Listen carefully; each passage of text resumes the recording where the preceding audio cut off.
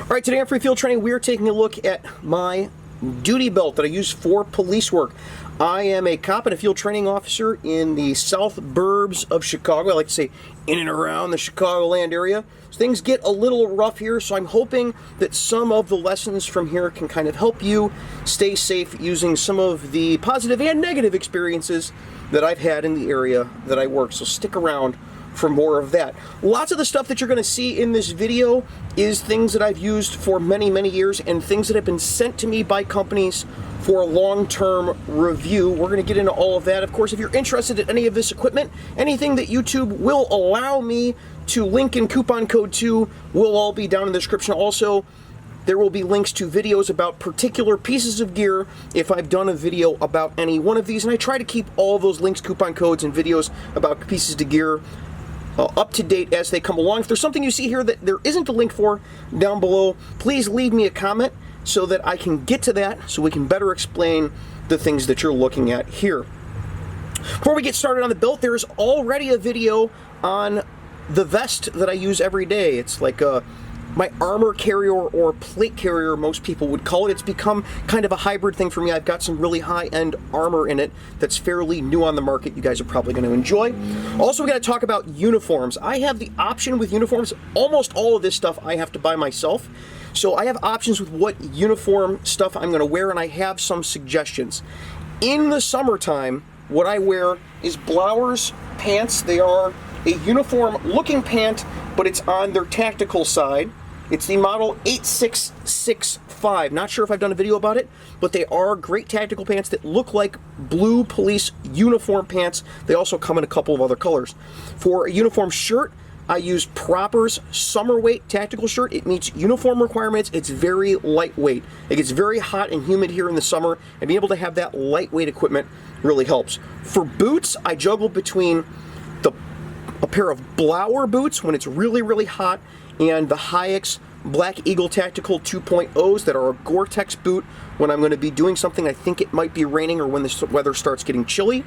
And then when it gets really cold out, I switch over to my winter uniform that maybe we'll do some videos on in the future. So those are my suggestions for uniform stuff. If you want to see what I look like wearing all of this stuff and the fact that I'm not an underwear model, you guys will enjoy that. Check out the video that's up there and down below on baton placement. You can see how a lot of this stuff interacts and how what I use and how I use it kind of evolves over time. So now let's get on to the belt itself. The belt is probably the belt that I least suggest. This is an Uncle Mike's Mirage duty belt. By policy, I have to use basket weave on my belts, and that is my issue. My duty belt at work has to be this basket weave material, which limits me not so much in pouches, because lots of companies have basket weave pouches. The problem is the belt itself. There aren't a lot of good basket weave belts that are not leather so that you can sanitize them. This is the one that I used to have to wear. By policy, we had to have the Uncle Mike's Mirage Pro 3 with this triple retention buckle, but now that lots of companies make belts with triple retention buckles, they've opened it up. If there's a basket weave belt that you use that you like way more than this one, please leave a comment down below so I can buy that one and start using it. I don't like this belt. I'm in the market for a new belt itself right now. Up front, we have my tourniquet pouch. This is an Allegiance holster tourniquet pouch. It holds the newest model cat tourniquet, and it protects it from the elements, especially if it's pointed at a little bit of a downward angle. It keeps rain and snow and slush, and especially those UV rays off the majority of the tourniquet, which, as we learn more about tourniquets and how they work and the risk factors with carrying them around all day, we've seen is pretty important. The one downside to the Allegiance holsters tourniquet holder is because it protects the whole thing, it's a little larger than I would really like. It's a little bulkier than a lot of other tourniquet holders because it provides that protection. So I throw it right up front. This is where I used to have my tourniquet. Then for a while I put it up on my vest cover. Again, there's that video up there and down below with my vest cover. Now it's back down in the same position so that I can access this with either hand in a hurry if I have to. And of course it comes pre-marked. This isn't a spare thing that you have to buy and Velcro in there. The little first aid marker on there comes with it, which is a nice added bonus. Moving back from that, I have the newest ASP handcuffs in a federal pouch. This is an open top pouch that just has a snap, and then on the back it attaches with a single strap, and it has a spare handcuff key back in there, which is a nice little added bonus. These are ASP's newer handcuffs. And the great thing about these, beyond what ASP's original claim to fame was, which was keyholes and double locking mechanisms and everything on both sides, it makes it more user-friendly to use and learn, less having to fumble around with keeping keyholes in one direction or the other. They also have the flat faces on the bows like they always did, and they're very smooth functioning, just like they always have been. These have a metal body. If you're familiar with the older ASP handcuffs, they were a polymer body with a steel subframe, and the problem was fighting someone into cuffs, which you're not supposed to do, but we all do anyway, especially us that lurk in bad areas. These bows could push so far off from the body that it would come out to the outside and it would get bound up. I've got a video on handcuffs, which I'll link up there and down below again, comparing all the different sets of handcuffs from back when that was ASP's standard variety of cuffs with the polymer body. These new steel ones, and they also come in aluminum, don't have that problem. As much as you push, you can't get it further than where it automatically runs through the pawls, which is really nice. I like these. They're not significantly heavier than Smith & Wesson, Peerless, or Hyatt handcuffs. The only downside is you have to buy ASP-specific cuff pouches. They have this open top one, which I'm trying out right now. I like it occasionally. The problem is that my vest cover will push on the handcuff a little bit. It'll actually push through and then unsnap it. So I'm thinking about going to a closed pouch ASP cuff pouch. They all come in basket weave, so it's not going to really be an issue. The cuffs, though, I highly, highly recommend. For my pistol and holster, I have a Safariland SLS only holster. And in it I've got my Glock 35 with a TLR2 attached. I use my 45 caliber Glock 35 because it's got a better trigger mechanism straight from the factory. Don't have to update anything to get a really good trigger on it.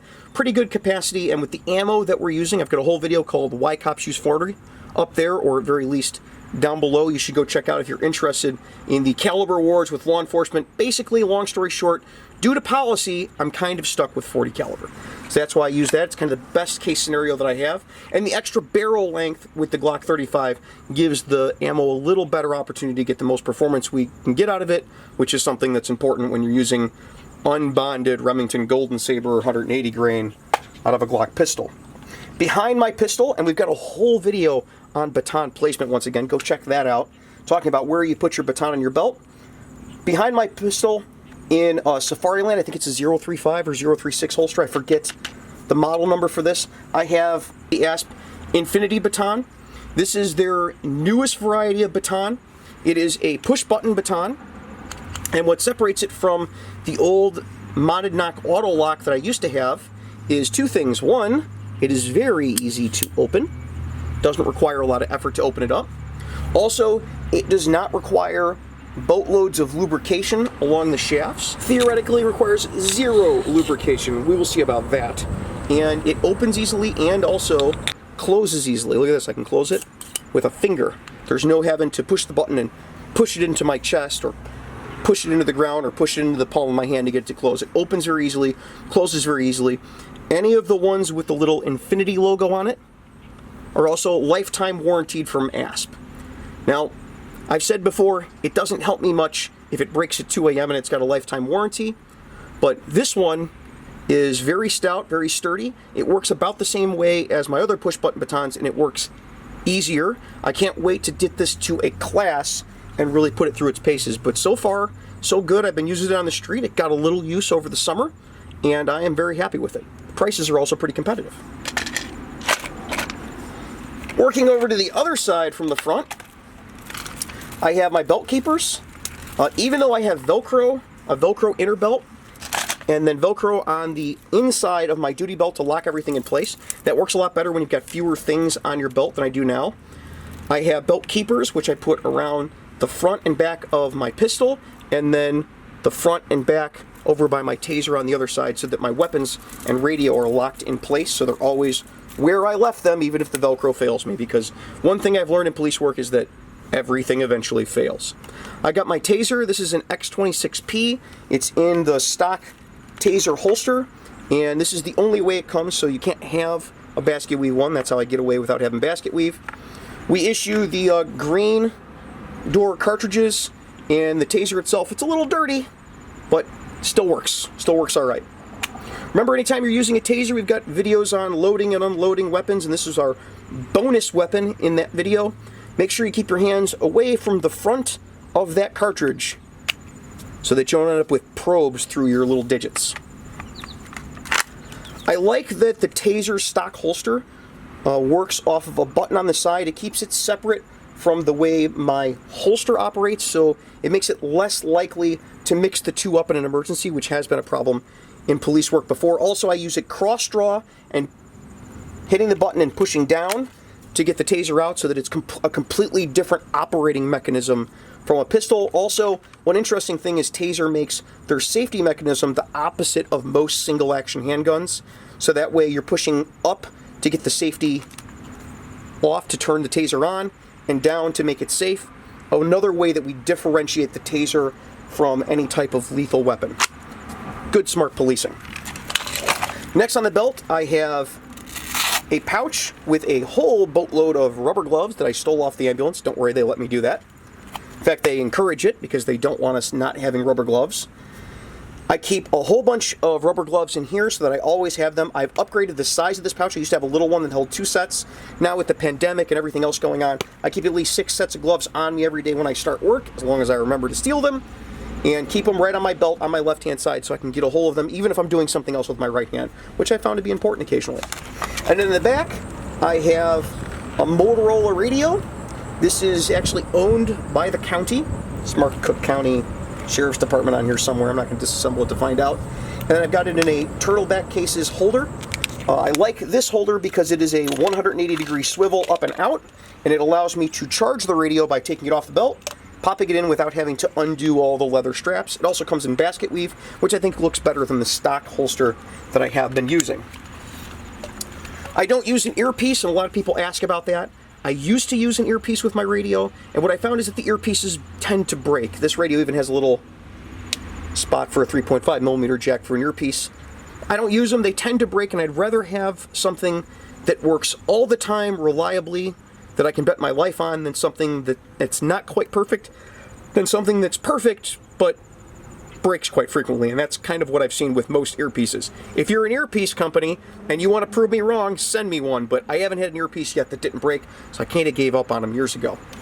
This radio is significantly better than the radio I used to have. I have a video on police radios and how this one operates. If you're interested in what makes this different than just a 2-channel or a single-channel radio, what makes it great for interoperability out on the street, go check that link either up there or down below for police radios and how they work.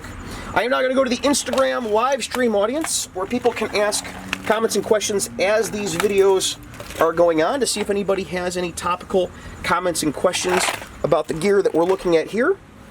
Until next week, you guys be safe, take care of each other. Make sure you check out that vest cover video so you can see where my pistol mags go. Hey, thanks for watching Free Field Training on YouTube. While you're here, check out one of our other videos, or head on over to the Patreon and see how you can get your name put on your videos like these fine folks over here. All the links are in the description, of course. We'll see you guys next time.